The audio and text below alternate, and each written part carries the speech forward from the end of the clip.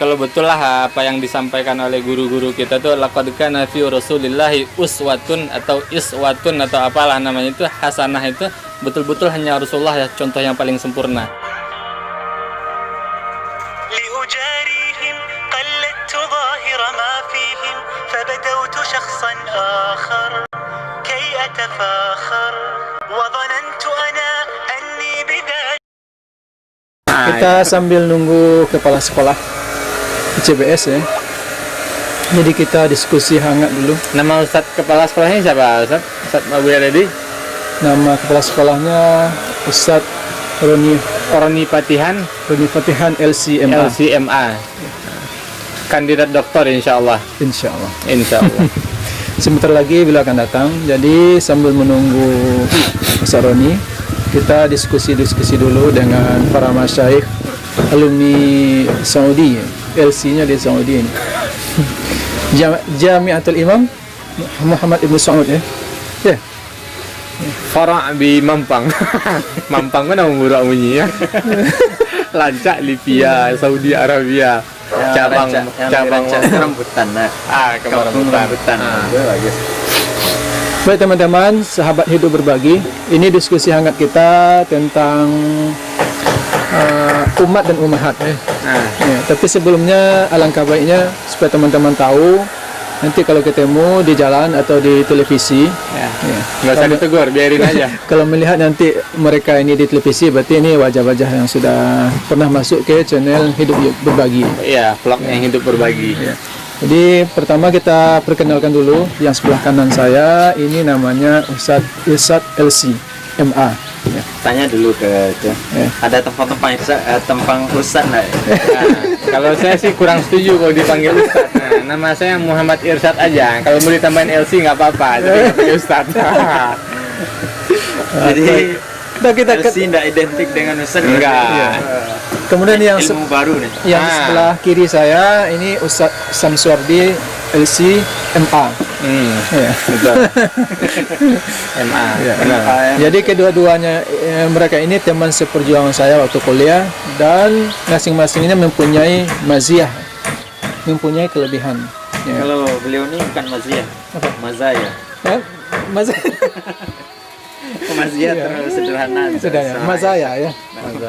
Karena saya pelawak ya, saya bocorin aja ya. Kita bocorin di awal biar nggak penasaran apa itu mazaya itu. Pelawak bahasa Indonesianya.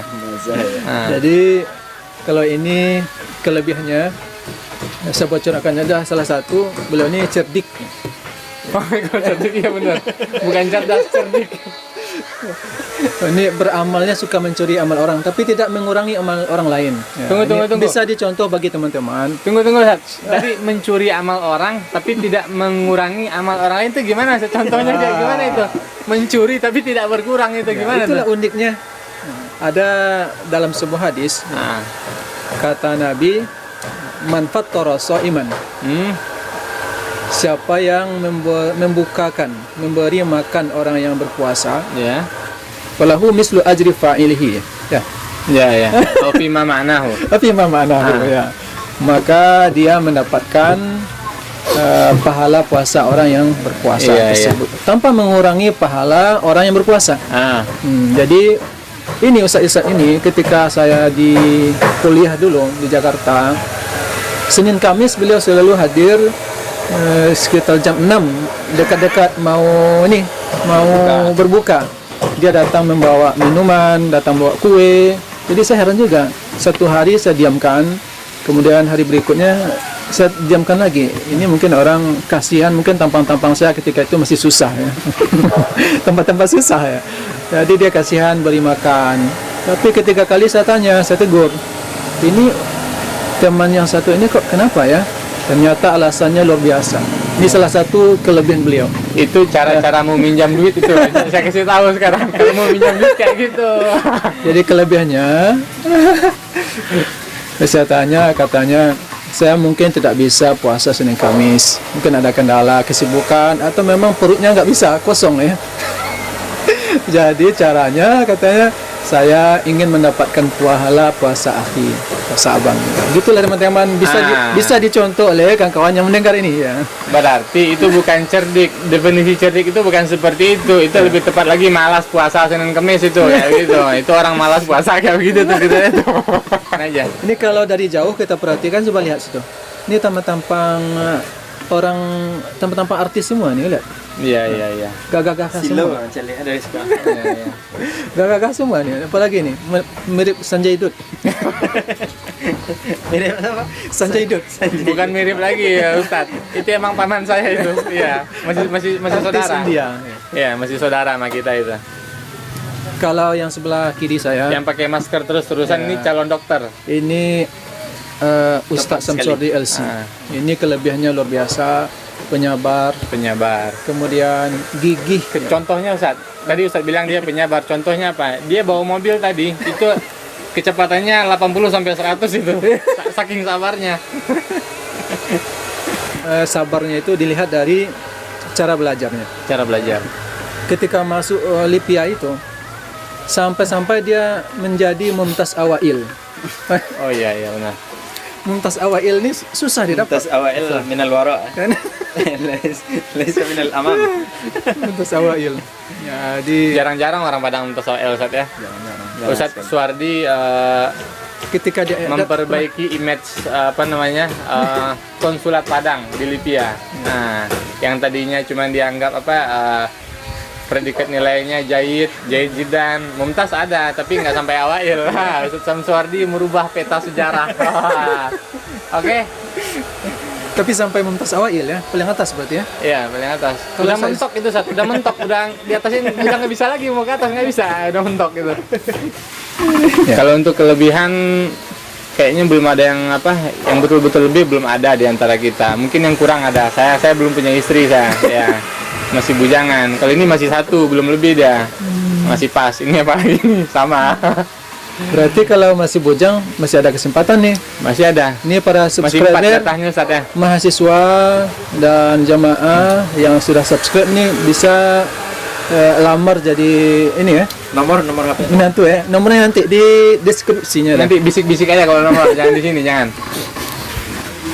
Kita kembali ke tema lah. Nah, ya boleh. Ya, daripada berlama-lama, kita sudah sepakat akan membahas tentang umat dan ummahat. Iya. Ya. Sekarang kita dari sebelah kanan dulu lah, putar. Ya. Diskusi ini. Kalau yang umat saya mau bicara, kalau umat saya mundur. Belum pantas soalnya ya. Belum pantas. Kita tahu diri lah kalau mau ngomongnya enggak. Kita nggak punya pengalaman, nggak punya bahan, ngapain ngomong. Nah, berarti dari Ya, kita mulai dari umat dulu lah. dari umat dulu Ustaz. Jadi poin besarnya apa Ustaz? Poin besarnya apa? Baru kita diskusikan Oke. nanti Ustaz. Kalau sekarang kita berbicara tentang umat, kita lihat kondisi umat hari ini kan sangat memprihatinkan. Kadang mudah diadu domba, masuk sebuah pemikiran sehingga kita berpecah belah. Ya, padahal kita disuruh di dalam Al-Quran dan hadis itu untuk wa'tasimu bersatu. Ya, kita untuk apa? Innamal mu'minuna ikhwah. Ikhwah. Kemudian dalam hadis masalul mu'min Kamatsalil bunyan. kamasalul jasad, Kamatsalil jasad bisa. kamasalul bunyan ya. Jadi seperti satu tubuh. Ya. Ketika tubuh satu sakit, anggota badan satu sakit, maka yang lain ikut merasakan. Jadi begitulah umat yang seharusnya. Kita saling memperhatikan, saling membantu, saling bahu membahu. Tetapi hari ini kenapa gitu? Karena gara-gara satu pemikiran kita menjauh. Jadi bagaimana dulu pandangan Ustaz Irsyad dulu lah. Kita minta dulu ke Irsyad. Sebelum saya ini pedagang Ustaz, saya bukan Ustadz. Nah, jadi nggak pas kalau saya yang ngomong duluan. Biarkan kita serahkan kepada yang lebih berhak untuk berbicara dalam hal ini. Nanti terakhir baru nanti kalau ada unsur-unsur marketing dagangnya ntar saya masuk deh. Itu. Sorry dulu yang ngomong. Sorry ya. Masalah umat Jadi apa? gimana Ustaz? Jadi sama kayak tadi nih. Apa tuh? Saya LC Jangan tapi sama. bukan Ustaz. Jangan sama, nggak boleh sama. Itu niru jawabannya, nggak boleh. Sini Ya? Nggak boleh. kalau ada yang daftar umroh aja lah ngurus. Gini, kalau ada yang Kalau sekarang pendaftaran umroh sudah mulai buka. Siapa yang mau? Ustaz, kita bukan lagi ngomongin umroh, Ustaz. Kita ngomong masalah umat. Tolong fokus di masalah umat, Ustaz ya. Ya. Bagaimana harapan kita umat ke depan? Mudah-mudahan didengar sama semua orang ini Iya. yang nonton. Jadi kita saling menyampaikan nanti, saling sharing. Ya, biar aman kita kembalikan ke pembicara utamanya. Ini Iya. lebih mantap. Emang harus seperti itu seharusnya emang ya. Kita mulai dari yang paling Senior. paling senior lah. Tadi kan sudah saya mulai dulu. Jadi saya sampaikan umat itu seharusnya bersatu. Hadis menyampaikan, Al-Quran menyampaikan. Kemudian ulama juga memotivasi kita untuk saling memupuk persatuan. Ya. Kalau berbeda pikiran itu biasa. Karena mulai kita lahir sampai kita mati nanti perbedaan itu tidak akan hilang. Ya. Mulai kita lahir sampai meninggal nanti perbedaan itu akan tetap ada. Ya. Jadi permasalahan kita hari ini Ustaz, bagaimana mengelola perbedaan yang ada di tengah-tengah umat. Sementara perbedaan itu niscaya tidak akan pernah sirna sampai akhir waktu, sampai kiamat. Sampai kiamat tiba. Jadi bagaimana mengelola perbedaan? Mungkin itu tema besarnya Ustaz. Silakan Ustaz. Jadi sampai mati pun itu sampai kiamat kan tidak akan pernah, orang akan tetap ada perbedaan. Karena itulah salah satu doa Rasulullah yang tidak dikabulkan oleh Allah. Bukan begitu Ustaz Suwardi? Lau sya'allahu la ja'alakum ummatan wahidah walakin, ada walakin di belakangnya. Berarti apa? Allah tidak menghendaki itu enggak? Itu dia. Lanjut Ustaz. Nah. Iya. Walakin Walakin itu udah selesai jawabannya itu. Walau sya'a, seandai saja Allah menghendaki kalian itu satu ukuran saja semuanya, sepatunya nomor 42, tutup semua pabrik sepatu. Yang buat nomor 43 tutup, yang 39 tutup. Karena harus bikin 42 semua, atau pecinya kayak Ustadz Samsuardi semua tuh. Kira-kira penyebabnya kita sampai berpisah itu? Penyebab terbesar itu, ini pandangan saya sebagai seorang pedagang nih Ustadz ya. Saya bukan Ustadz ya. Saya pedagang, tapi saya juga ketemu sama, saya juga bersosial di pasar-pasar. Nah, kira-kira seperti itu Ustadz. Yang membuat manusia itu tidak saling mengisi satu sama lain, ya, tidak saling melengkapi itu. Musuh yang paling besar itu sebetulnya ego dari dalam diri sendiri. Musuh kita tidak ada di luar sana, musuh kita di dalam diri kita sendiri. Masya Allah. Karena Coba ego. dijelaskan lebih lanjut. Iya. Maksudnya gimana? Maksudnya kayak begini Ustaz. Andai saja misalnya ada orang membenci kita, Ya. dan kita tidak membalas dengan kebencian yang sama, kita tidak akan pernah bermusuhan. Biar saja dia yang membenci kita jangan membenci dia. Bermusuhankah kita dengan dia? Tidak akan pernah. Kenapa hari ini orang terlalu mudah untuk bermusuhan, untuk bahkan kita sesama saudara se-Islam justru itu. Jangankan dengan saudara satu agama, satu akidah, satu keyakinan, dengan yang beda agama pun kita dilarang bermusuhan oleh Rasulullah sebetulnya. Bukan begitu Ustaz ya? Betul Ustaz ya? Nah, emang pernah Rasulullah mencontohkan harus memusuhi orang Nasrani atau Yahudi? Kalau betul ada contohnya, sia-sia apa yang pernah dikerjakan oleh Rasulullah berupa seorang nenek-nenek tua yang pernah menyakiti, bahkan sering menyakiti Rasulullah secara fisik, secara zahir.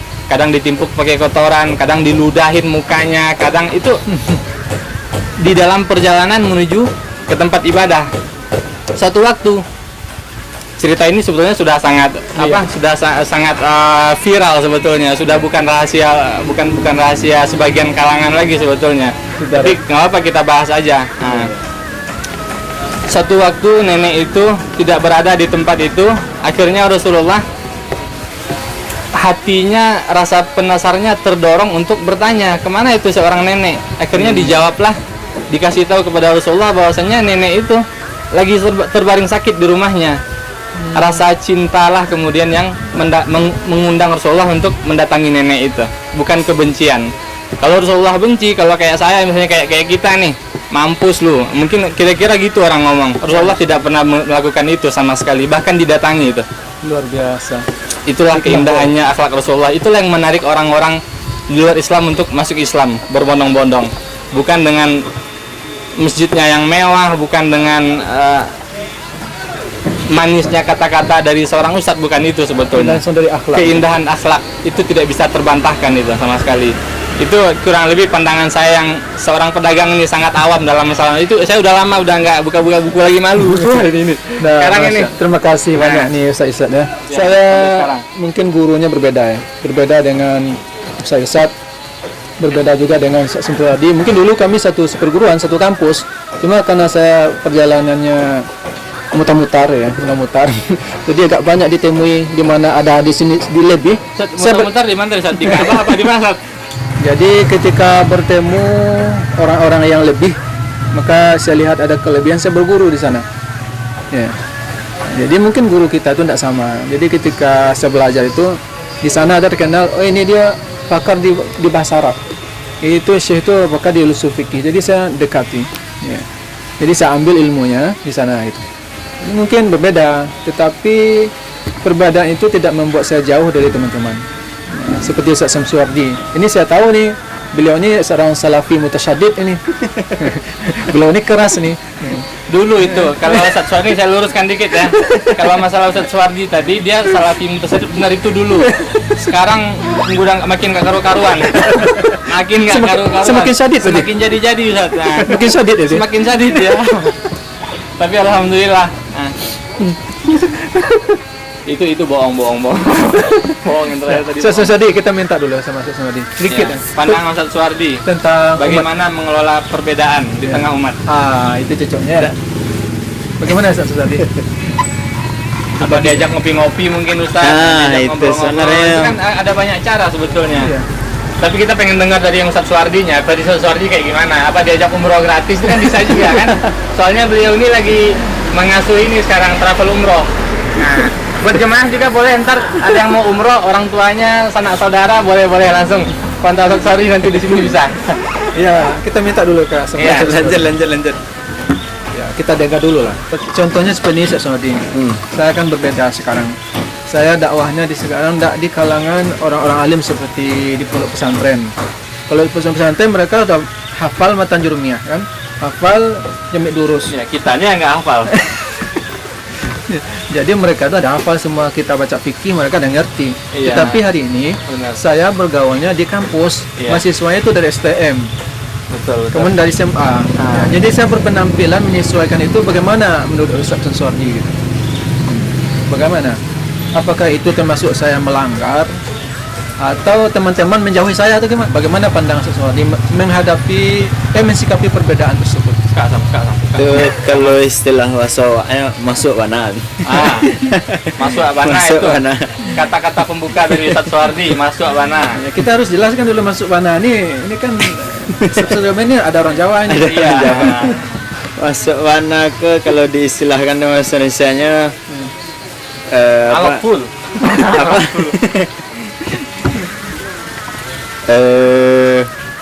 Tepat sekali. Lebih kurang seperti itu. Tepat, Maksudnya porsinya pas. likulli maqamin maqal wa likulli maqalin maqam. Lebih kurang seperti itu ya. Nih ya, bukan Prabowo Sandi. Jadi ada dua poin tadi. Likulli maqamin maqalun wa likulli maqalin maqamun. Nih kayak gini jadi ini. Karena Terjemahannya lebih kurang.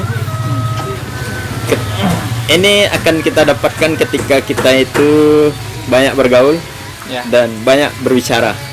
Dan ini pas sekali dengan profesi beliau. Beliau ini sekali lagi seperti yang disebutkan tadi, pergaulannya mulai dari kalangan bawah sampai kalangan Paling elit. Ya. Nah, jadi cocok sekali makom tadi. Kemudian yang kedua, beliau ini di satu sisi berteman dengan orang-orang seperti yang kita sebutkan tadi. Yang kedua, beliau ini juga sebagai ustadz. Jadi banyak berbicara. Ya. Nah, apa yang kita sebutkan tadi kayaknya pas sekali ditujukan untuk ustadz ini, dan apa yang beliau lakukan sangat luar biasa. Maksudnya beliau bisa membawakan membaca situasi, kemudian bisa menempatkan perkataan-perkataan yang pas, kemudian perbuatan tindakan yang pas. Nah, ini luar biasa yang harus kita apresiasi dari dai-dai muda seperti beliau. Masya Insyaallah. Tapi bahkan karakter seperti itu wajib hukumnya dimiliki oleh orang-orang yang posisinya itu ada di sentral, Ustaz. Nah, ya kalau kita jadi seorang dai, kalau kita jadi seorang ustadz yang turun naik mimbar, kita harus jadi barometer, Ustaz. Nah, ya bukan cuma ucapannya, tapi termasuk bahasa tubuhnya harus jadi standar bagi jamaah sebetulnya. Nah, jangan sampai nanti menjadi buah bibir di masyarakat. Sudah lama sampai sekarang masih ada itu. Oh, itu satu mengecek sana sentiang. Nah, itu banyak itu kita temukan. Nah, alangkah jeleknya kesan orang-orang yang mengajak ke jalan Allah sebetulnya. Hanya pertama kebanyakan image-nya itu udah jelek. Jelek itu kayak begini, Ustaz. Wallahu a'lam, kita tidak tidak memukul rata semua masyarakat Minang seperti ini. Nah, tapi faktanya adalah kebanyakan orang kita melihat ustadz itu kayaknya ustadz itu bisa dibeli pakai amplop kayak begitu. Nah, itu yang buruk, itu yang paling buruk dari masyarakat kita. Yaitu kita rasakan perbedaannya ketika kita berada di Pulau Jawa. Kita di Jakarta itu penghargaan untuk orang-orang yang menduduki posisi sebagai ustadz kah, dai kah dia, khotib kah dia, guru ngaji kah dia, itu sangat dihargai kalau di Jakarta. Boleh saja kita belajar, kita berkaca ke tradisi orang-orang NU dalam hal seperti ini, menghargai guru. Kalau di kita kayaknya nggak ada harganya. Ustadz itu harganya kayak gini, habis khutbah Jumat kasih amplop, udah selesai, segitulah harganya Ustadz. Cara kita sebagai jemaah menghargai tempat kita belajar, tempat kita mengambil ilmu, tempat kita mengaji, itu harus ada caranya, itu ada adabnya, Ustadz. Nah, bukan jangan anggap Ustadz itu, oh ini pitihnya kalau ndak doa nak makan itu dong. Itu kan kurang ajar kalau jemaah ngomong kayak gitu. Betul. Saya juga jemaah, saya bukan Ustadz, tapi saya benci mendengar jemaah yang ngomong kayak begitu. Masya Allah, luar biasa. Jadi kan gini, tadi kan saya sampaikan ada perbedaan. Kata Ustaz Suswadi tadi, saya sudah bisa memposisikan, menempatkan sesuatu. Nah, ya itu kan menurut Ustaz Suswadi ini. Iya. Jadi sekarang ketika saya sudah melakukan berbuat seperti itu, ada teman kira-kira yang nggak suka. Jadi kan sehingga nampak perbedaan antara saya dengan mereka. Jadi sikap kita ini bagaimana caranya? Sikap saya ini karena mereka sudah menganggap kita bukan satu mazhab, misalnya satu manhaj atau lagi ya. satu jalur lagi. Jadi mereka sudah agak menjauhi kita. Jadi sikap saya, apakah saya balas atau gimana itu?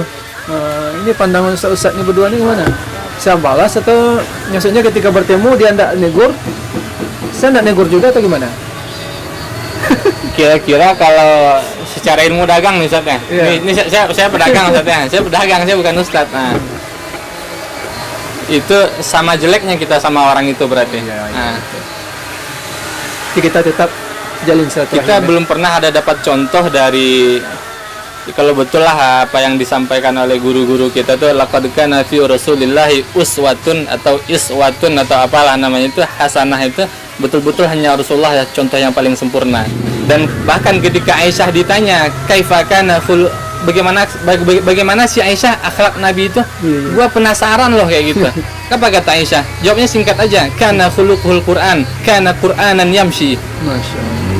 Nggak ada contoh. Kalau kita dijatin orang, kita jat lagi, itu nggak ada contohnya. Nah, kalau ada sekarang ustadz ngajak jemaah, ceramahnya jago, ya, jam terbangnya tinggi, tapi ketika dibenci dia benci lagi. Mohon maaf, itu bukan contoh. Nah, mungkin dia ustadz saja, tapi dia bukan contoh.